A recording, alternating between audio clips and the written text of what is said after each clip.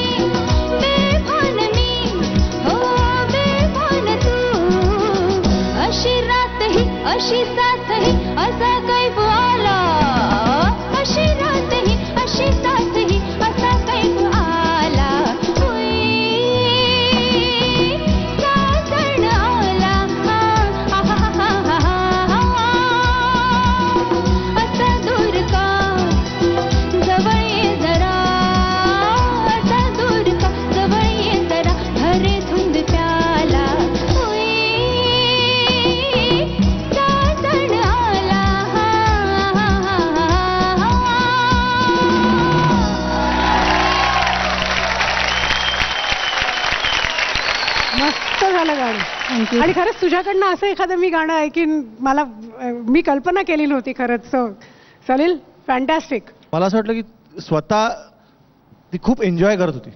लहान मुलं कशी गाताना एन्जॉय करतात की आज मी काहीतरी वेगळं करणार आहे, वेगळं करतीये, याचा आनंद स्वतःला झाला पाहिजे तर तो दुसऱ्याला होतो.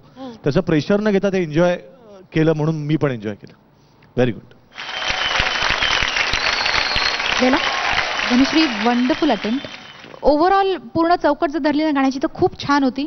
बेसिकली मला वाटतं की आपल्या ऑर्केस्ट्रासाठी आपला जो बँड आहे त्यासाठी एकदा जोरदार टाळ्या होऊन जाऊ दे. All the best. Thank you. Sureshji फारच छान गायली, मला खूपच आवडलं.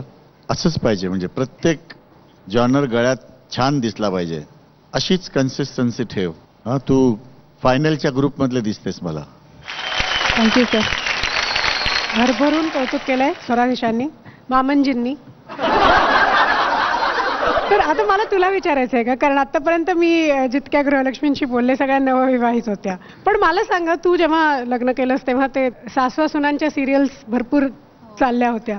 तर सासू विषयी काही तुझ्या काय कल्पना होत्या? कधी कधी आम्ही टीव्हीवरती काही पिक्चर पाहत होतो, जसं माहेरची साडी आहे किंवा सास होतो, असे जे काही पिक्चर असतात त्यातनं लहानपणी मला खरंच भीती वाटायची की जर मला माझा छळ असा झाला तर, म्हणजे मी घाबरायची थोडक्यात.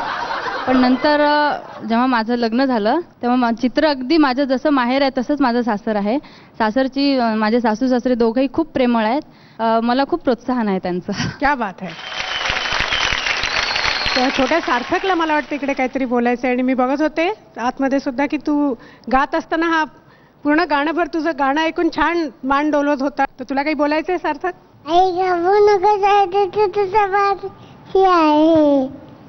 आई घाबरू नकोस, स्वामी समर्थ तुझ्या पाठीशी आहे. How sweet was that.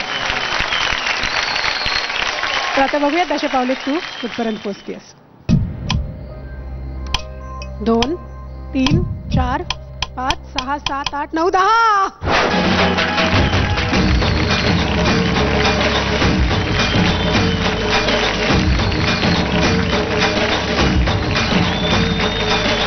Super. 10 पैकी 10. मला तर सवय झाली आहे धनश्री, तू आलीस की तुला 10 पैकी 10 मिळतात. तर कॉंग्रॅच्युलेशन. आजच्या एलिमिनेशन मधनं तू सेफ आहेस. 100% मार्क्स मिळालेले आहेत. All the best. थँक्यू.